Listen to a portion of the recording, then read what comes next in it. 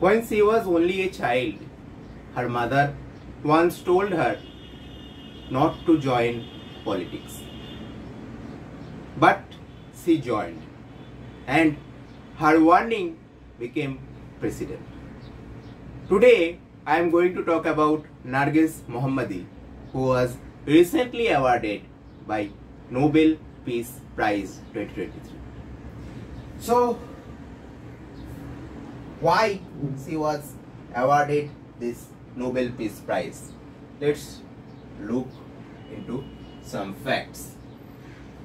When she was imprisoned in the notorious Evin prison of Iran, she quoted these lines: "I sit in front of the window every day and stare at the greenery and dream of a freedom.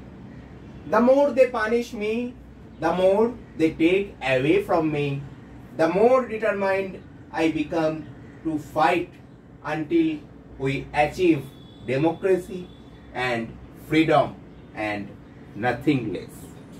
So, this is Narges Mohammadi. I have already told that when she was just a little girl, her mother told her to never become political because the price of fighting the system in a country like Iran would be too high. That warning has proved precedent. Mohammadi, now 51, Iran's most prominent human rights and women's rights activist, is now serving a 10-year jail sentence in Tehran's notorious Evin prison for spreading anti-state propaganda. Imprisonment is hardly her first encounter with Iran's harsh approach to dissent. Born in 1972 in Zanjan, some 270 km northwest of Tehran, Narges Mohammadi grew up in the Shah's Iran that was gripped by revolutionary fervor. Over the past 30 years, Iran's government has penalized her over and over for her activism and for her writing, depriving her of most of what she holds dear: her career as an engineer, her health, time with her parents, husband and children, and her liberty. The last time Mohammadi heard the voice of her 16-year-old twins, Ali and Kiara, was more than a year ago. The last time she held her son and daughter in her arms was 8 years ago. Her husband, Taghi Rahman, 63, was also a writer and prominent activist who was jailed for 14 years in Iran. Now lives in exile in France with the twins of her. The suffering and loss she has endured have not dimmed her determination to keep pushing for change. And this is the notorious prison picture, that is Evin prison of Tehran.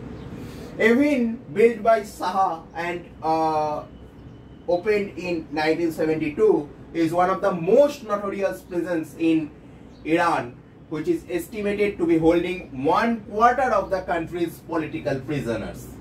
With its torture and solitary confinement cells, Evin could break even the toughest and the most resolute minds.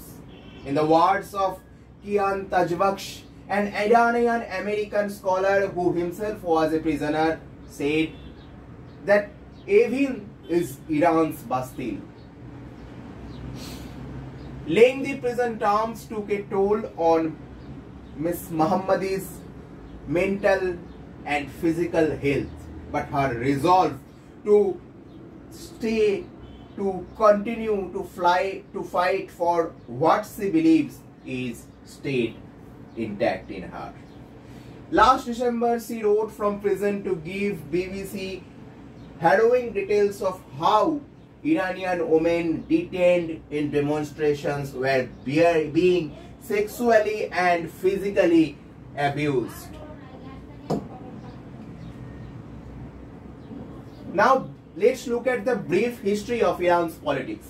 The 1979 revolution, which overthrew Shah's monarchy and turned Iran into an Islamic republic, was a watershed moment in the country's history. The Shah's regime was highly oppressive and resentful, run by the notorious security police Savak and oligarchs, but had tolerated limited social liberties, especially for women. While it's popularly called the Islamic Revolution, the anti-Shah popular movement was not just Islamic. Iranians from different political sections, including nationalists, liberals, leftists, trade unionists, had actively joined the movement, seeking freedom from the oppressive Shah's royal dictatorship. When the Shah fled from the country in January 1979, Ayatollah Khamenei was in Paris. He landed in Tehran's Mehrabad airport, which was controlled by the revolutionaries then. On February 1, 1979, Khamenei ushered in a new system that would have an elected president and parliament, while the clerics would remain firmly in control. He promised an Islamic revolutionary government based on the Sharia law, a model which he called Vilayat-e-Faqih, that is, guardianship of Faqih, the Islamic jurist.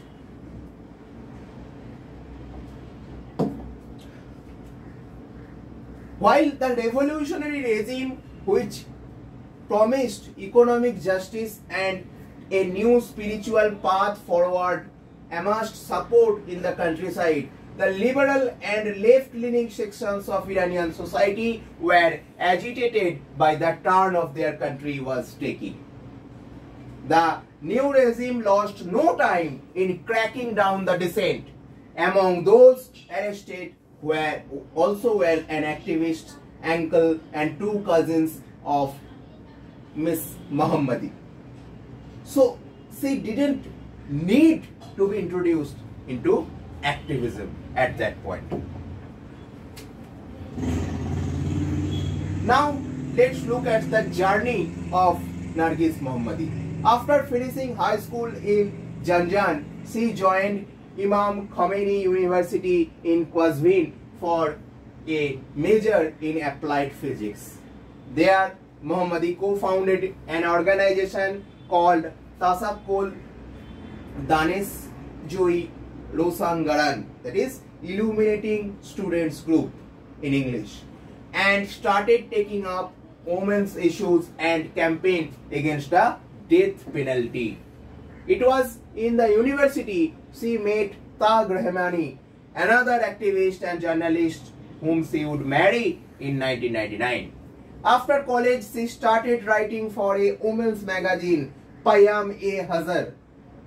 It was published by Azam Ali Taleghani, daughter of Ayatollah Sayyid Muhammad Ali Tehgani, a progressive cleric and a supporter of Muhammad Mossadegh, the left-wing Iranian prime minister ousted by the CIA engineered coup in 1953. The magazine was shut down in 2000. As a journalist, Mohammadi wrote about women's issues and reformist causes.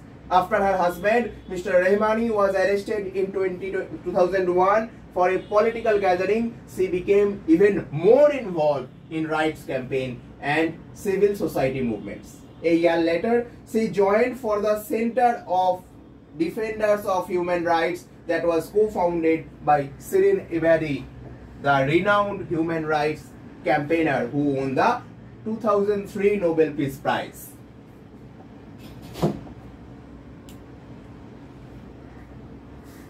Ms. Mohammadi would soon become the head of the Center's Committee on Women's Rights and represent Ms. Ebadi in foreign conferences.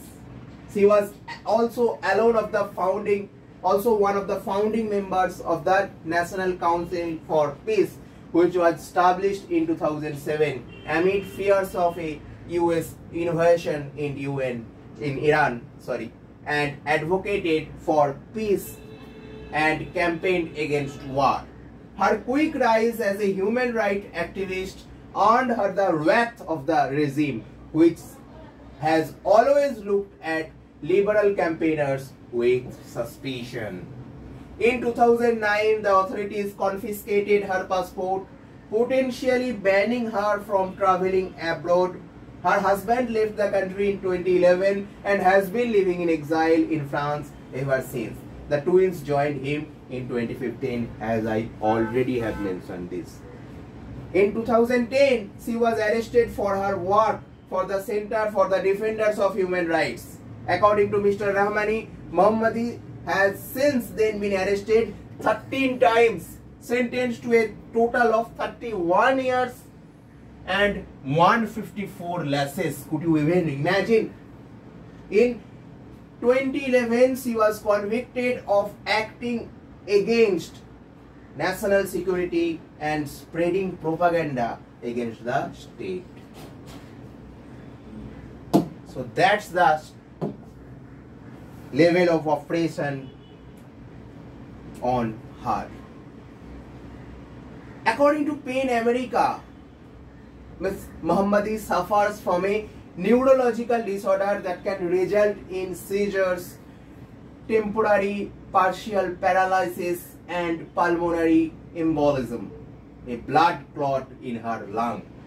In 2014, she was released due to ill health, but outside jail, she drew the world's attention to the condition of the notorious prison called Evin.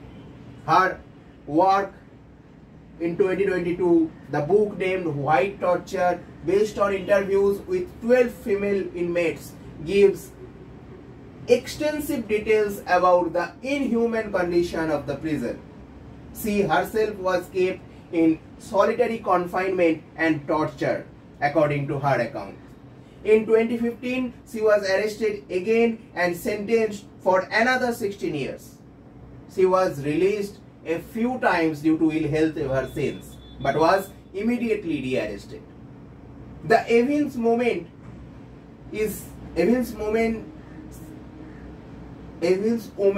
Wing is one of the most active, resistant, and joyful quarters of political prisoners in Iran, according to her. During my years in prison, on the 3 occasions, I shared detention with at least 600 women, and I am proud of each of them, as she told.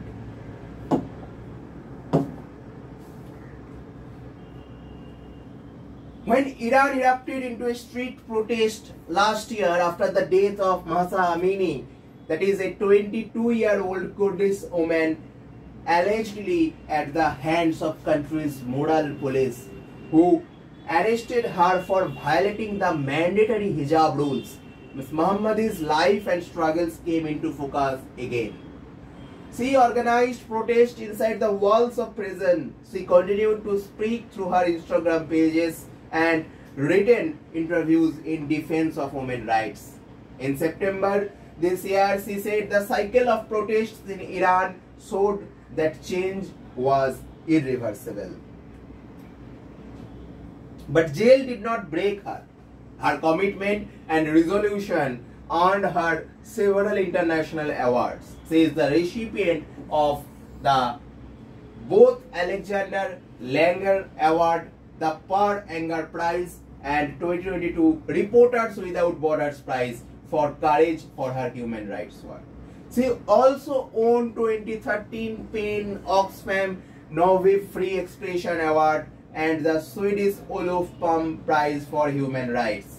Last year, she was included in BBC's 100 Women, a high-profile list of 100 inspiring and influential women from around the world. And now, the Nobel Prize also reached her.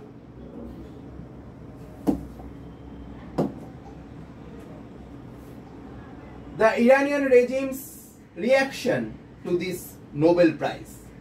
The Iranian regime unsurprisingly is not happy with the Nobel Committee's decision. A report in the official press TV noted that she was in jail for colluding to act against national security, engaging in propaganda campaigns against the government, as well as forming and directing an illegal group. The Foreign Ministry described Ms. Mohammadi as someone who committed criminal actions. Kazem Gharibabadi,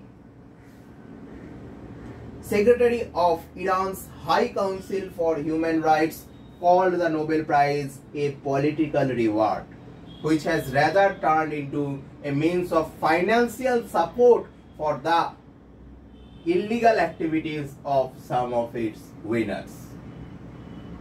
So, Iranian government harshly criticized the Nobel Committee's action. The Nobel Peace Prize has hardly been out of criticism or free of controversies. The committee has been accused many of times of awarding the prize to the critics of regimes that are seen as rivals by the global developed West or developed North countries. But irrespective of the politics of Nobel Prize, Narges Mohammadi is here to stay as a fearless voice of freedoms in the theocratic Islamic Republic of Iran. So in conclusion, I want to show you her quote once again.